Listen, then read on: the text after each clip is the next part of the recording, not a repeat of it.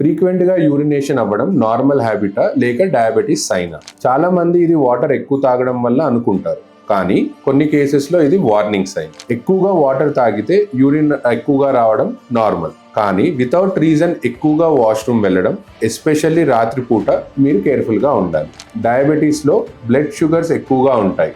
Body ఎక్సెసివ్గా గ్లూకోజ్ని urine ద్వారా బయటకు పంపుతుంది. దానివల్ల ఫ్రీక్వెంట్ యూరినేషన్, ఎక్కువగా నీళ్ళు తాగడం లాంటివి అనిపిస్తుంది. ఇంకా సిమ్టమ్స్ ఏంటంటే fatigue, wait changes, blood vision లాంటివి కనిపిస్తాయి. సో హై గ్లూకోజ్ వల్ల ఆస్మాటిక్ డయాసిస్ అనేది జరుగుతుంది, మన యూరిన్ ఎక్కువగా బయటికి వస్తుంది. But every frequent urination diabetes కాదు.